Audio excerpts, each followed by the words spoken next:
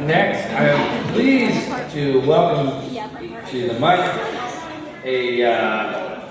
who I consider to be open mic royalty. He's been here since the first time, 6 months ago or so. It feels like it's been longer than that, but here we are.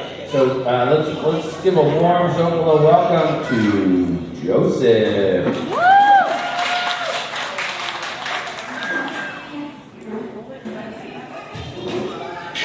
Hello, my friends of Zocalo. I had the good fortune of meeting our new congresswoman last night, and when I gave her a copy of this, her eyes lit up and she clutched it to her chest and said, "I love poetry." So it's kind of comforting to think that after all these years of putting my heart and soul into trying to prevent war and inspire humanity, that a copy of this is going to be in an office of Congress in Washington, D.C. when she gets back. So whatever it's worth.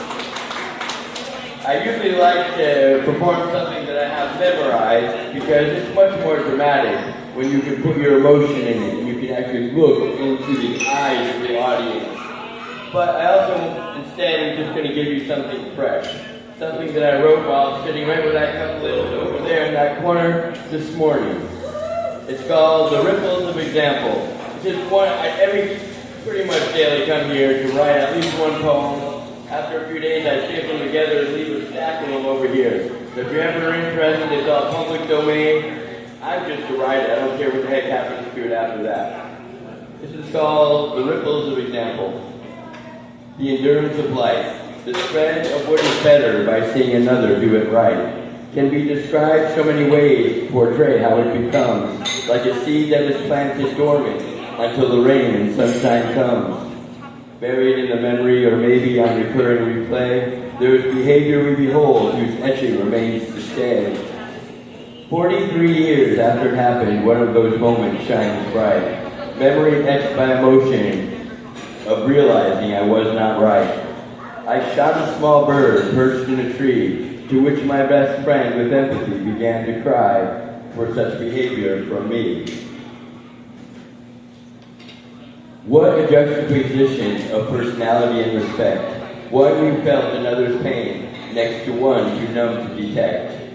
I realized his way was better as I was a cold-hearted killer for sport, wanting nothing but something to boast of, exceptional marksmanship to report.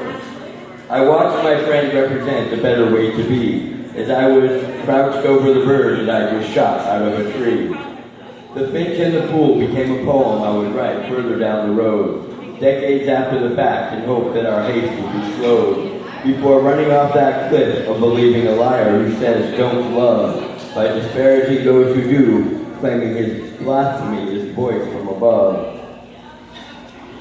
It is that time in humanity again, when judgment is at the door, awaiting our decision what our will to live is used for. Be that Eric in my youth who understands more than I did, who has more heart and compassion than a selfish, brat, arrogant kid. We are molded by experience, which is unique for every soul. Some are nurtured and taught to care, while others endure trauma and all its toll, becoming callous and insensitive, sometimes having no inkling of a clue that the behavior they think is appropriate is immature and deleterious to do. I was such an idiot while married, blinded by privilege and pride, having lived without eyes of suspicion, questioning who I am inside. This contributed to my lack of empathy for those who have other view, who get looked at as if inferior for whatever they say or do.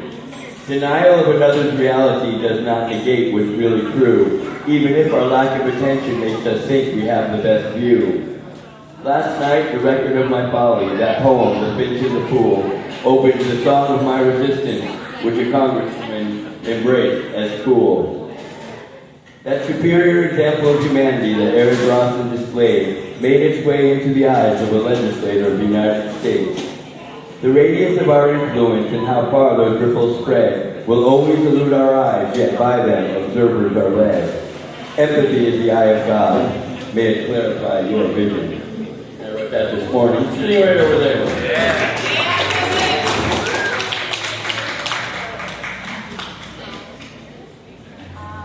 And I wrote this one yesterday, sitting right over there. It's called Sanity. Sanity! One more time. It's called Sanity. Sanity! Okay. I will keep on planting seeds until I'm dead and gone, believing they will grow someday as sunlight to the dawn. Until then, they look like nothing, scribbled words upon a page, nothing that seems substantial enough to last any length of age. How preposterous of me to not prioritize making money, when that's the only currency that trade demands to see.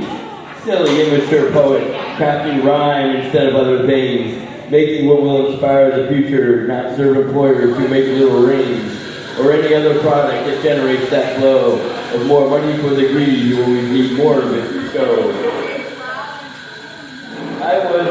I was recently called unhinged by a friend from back in school who thinks the agenda of Donald Trump is in our best interest and is really cool.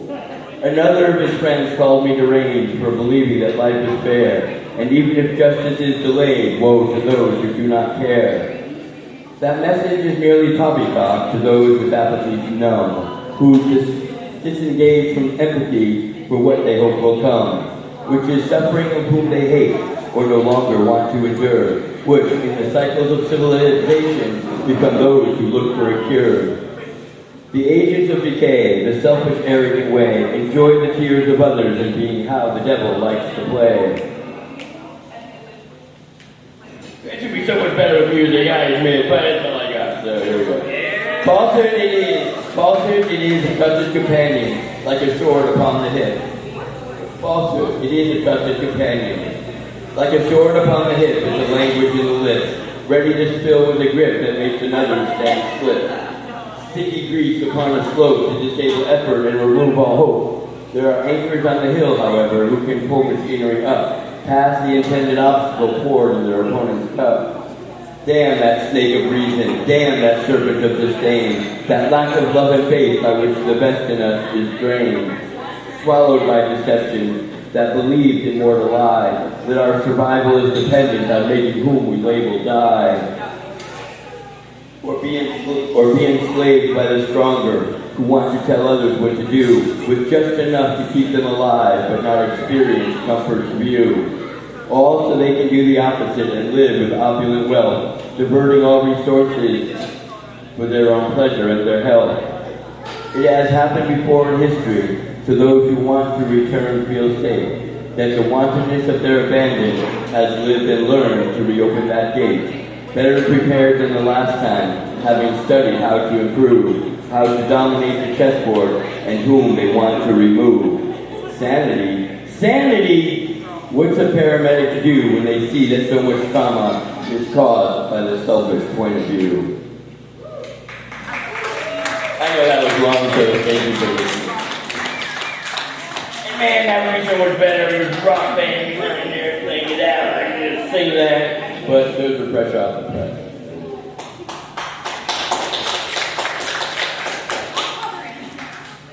All right, let's have another round of applause for Joseph. That was excellent. All right, I love it.